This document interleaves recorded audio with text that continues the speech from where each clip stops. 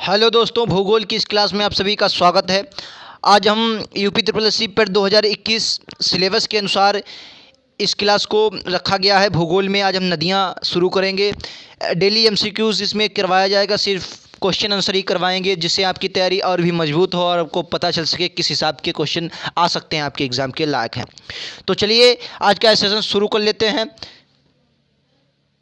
तो दोस्तों, अगर आपने अभी तक हमारे चैनल अड्डा 730 स्टडी यूट्यूब चैनल को सब्सक्राइब नहीं किया तो सब्सक्राइब जरूर करें और बेल आइकन दबाएं, जिससे हर नोटिफिकेशन आपको मिलती रहे। हम आपके लिए UP triple S C PET में हिंदी और जीएस के सिलेबस के अनुसार आपकी क्लासेस चलवा रहे हैं, जिसमें आपको हिस्ट्री हमने शुरुआत की है सिंधु घाटी सभ्यता से, और ज्योग्राफी आज हमने शुरुआत की है नदियों से। पहला चैप्टर है शुरुआत करी है, और है जो सिंधु घाटी सभ्यता, उसमें हम 2 क्लासेस ले चुके हैं। लिंक आपको नीचे डिस्क्रिप्शन में मिल जाएगा, वहाँ से आप देख सकते हैं। तो चलिए आज का पहला क्वेश्चन हम देख लेते हैं।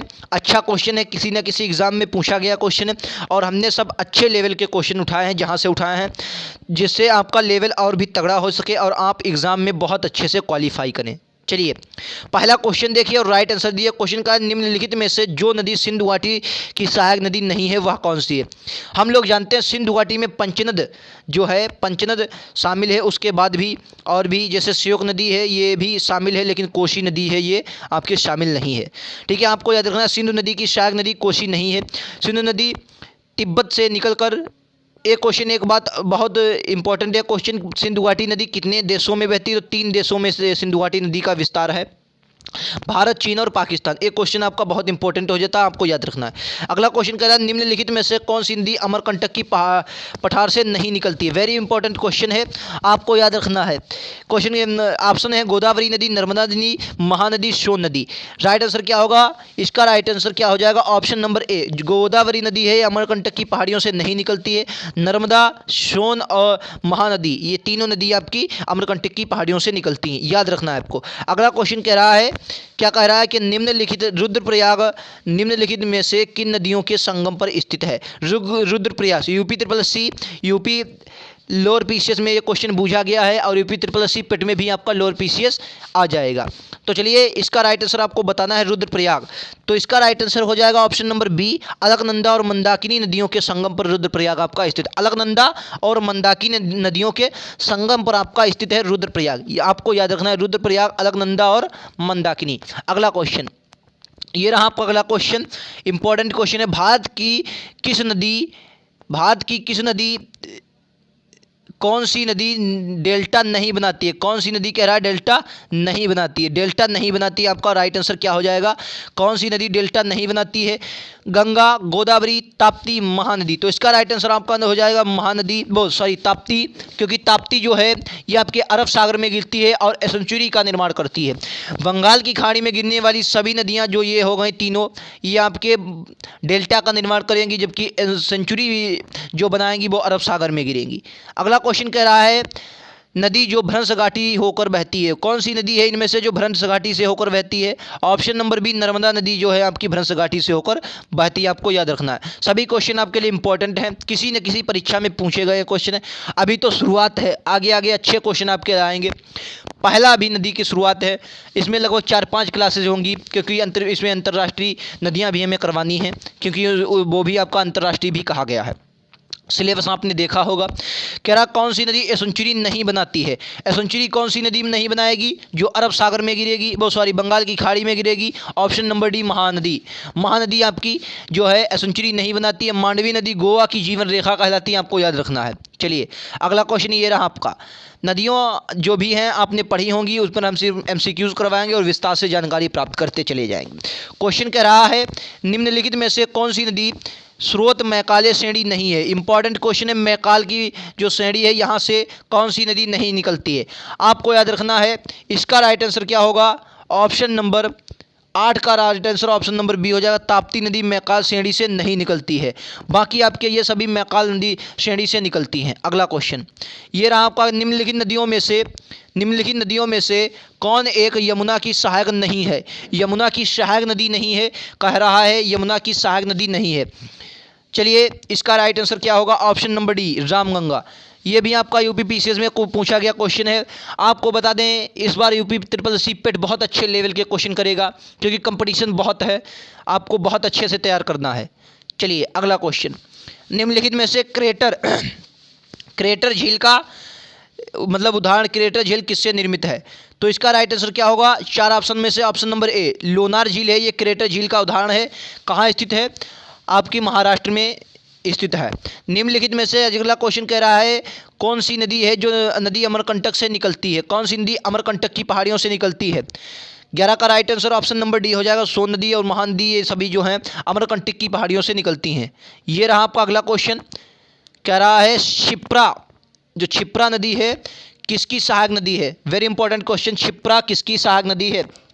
इसका राइट आंसर क्या होगा? ऑप्शन नंबर बी चंबल की सहायक नदी है क्षिप्रा नदी। चंबल की सहायक नदी है क्षिप्रा नदी, आपको याद रखना है। क्षिप्रा किसकी सहायक नदी है? चंबल की सहायक नदी। अगला क्वेश्चन, ये क्वेश्चन बहुत इंपॉर्टेंट है और ध्यान से पढ़िए। क्वेश्चन कर रहा है तिब्बत में उत्पत्ति पाने वाली ब्रह्मपुत्र, इरावदी, मेकांग नदियां अपने ऊपर घाटों कह रहा है घाटों से संकीर्ण और समांतर पर्वत श्रेणियों से होकर प्रवाहित होती हैं। इन नदियों में ब्रह्मपुत्र भारत में प्रविष्ट होने से ठीक पहले अपने प्रवाह में यू टर्न लेती है। यह यू टर्न क्यों बनता है? यह यू टर्न क्यों बनता है? चार ऑप्शन आपको दिए गए हैं, इनमें से राइट आंसर क्या हो जाएगा आपको बताना है। चार ऑप्शन आपको दिए गए। ऑप्शन क्या कह रहे हैं? वलित हिमालय श्रेणियों के उत्कान के कारण होता है। दूसरा ऑप्शन आपका कह रहा है भूवैज्ञानिक तरण हिमालय के अक्षांश अक्ष संगीय नमन के कारण होता है। तीसरा ऑप्शन आपका कह रहा है तृतीय कल्पीय वलत पर्वतमालाओं के भूविवर्तन विक्षोभ के कारण होता है। चौथा ऑप्शन नंबर डी आपका कह रहा है इस संदर्भ में उपरोक्त ए और बी दोनों कारण तर्क संगत हैं, मतलब दोनों हो सकते हैं। राइट आंसर तेरा क्या क्या होगा? ऑप्शन नंबर बी, यानी कि ऑप्शन नंबर 20 का राइट आंसर हो जाएगा। जो भूग वैज्ञानिक तरण है हिमालय के अक्ष संघी, हिमालय के मतलब विस्तार के कारण ऐसा होता है। हिमालय से फिलहाल ये पहले की नदियां हैं, इन्होंने हिमालय को काट कर भी ये प्रवाहित होती नहीं। IAS 2011 का ये क्वेश्चन है, लेकिन इसको हल्का कर सकते हैं, आपके क्वेश्चन के लायक हो सकता है ये क्वेश्चन। क्योंकि अगला क्वेश्चन है हिमालय के अपवाह तंत्र की जो नदी तंत्र सम्मिलित नहीं है, मतलब हिमालय के अपवाह तंत्र में जो नदी सम्मिलित नहीं है कौन सी है? गंगा, ब्रह्मपुत्र, सिंधु, महानदी। महानदी जो है ये दक्षिण की नदी हो जाएगी, इसलिए ये आपके इसमें नहीं शामिल हो गए। ये दक्षिण भारत की नदी है, बाकी आपके सिंधु, ब्रह्मपुत्र, गंगा ये आपका हिमालय से है। चलिए अगला क्वेश्चन क्या कह रहा है? सिंधु की निम्नलिखित में से कौन सी सहायक नदी पीर पंजाल से निकलती है? पीर पंजाल से सिंधु की कौन सी सहायक नदी निकलती है? 15 का राइट आंसर ऑप्शन नंबर क्या हो जाएगा? ऑप्शन नंबर सी, यानी कि झेलम जो है ये आपकी पीर पंजाल श्रेणी से निकलती है। अगला क्वेश्चन ये रहा आपका, कथन दिए गए हैं, राइट आंसर आपको बताना है। क्वेश्चन कह रहा है गंगा नदी नौगम में नहीं है। दूसरा कह रहा है नदी के जल आयतन में अत्यधिक घट बढ़ होती रहती है। दोनों सही हैं, दोनों गलत हैं। पहला सही है, दूसरा उसकी परिभाषित कर रहा है, या दोनों सही हैं और अलग अलग व्याख्या कर रहे हैं। चलिए क्या हो जाएगा इसका right answer? Option number D इसका राइट आंसर हो जाएगा। ए गलत है परंतु आर सही है। आर सही है, नीचे वाला ए आपका नौगम्य नदी नहीं है। घट बढ़ इसके जो जल का आयतन है वो घट बढ़ सकता है, ये तो सबको पता है। चलिए क्वेश्चन कह रहा कावेरी नदी किन राज्यों से गुजरती है? वेरी इंपॉर्टेंट क्वेश्चन, कावेरी नदी का विस्तार किन राज्यों में होता है? कावेरी नदी दक्षिण भारत की महत्तम मतलब प्रमुख नदी है। इसका जो आपका विस्तार होगा किन किन राज्यों में होगा? ऑप्शन नंबर इसका हो जाएगा बी, कर्नाटक, तमिलनाडु, केरल। कर्नाटक, तमिलनाडु, केरल, इस प्रकार से दक्षिण भारत हो जाएगा। ये आपका यहाँ पर कर्नाटक वाला एरिया हो जाएगा, ये बिल्कुल केरल, ये आपका हो जाएगा तमिलनाडु, ये वाला तमिलनाडु एरिया हो जाएगा। इन्हीं राज्यों में ये आपकी बहती है, कर्नाटक, तमिलनाडु, केरल। अगला क्वेश्चन, निम्नलिखित में से कौन सी नदी अरावली पर्वतमाला से निकलती है? अरावली पर्वतमाला से निकलती है। अरावली से कौन सी नदी निकलती है कह रहा है? तो 18 का right answer option number C हो जाएगा। लूनी नदी अरावली पर्वत से निकलती है। भारत की एकमात्र नदी है जिसका मुहाना नहीं है, ये कच्छ के रण में जाकर विलीन हो जाती है। आपको याद रखना है, कच्छ के रण में जाकर विलीन हो जाती है।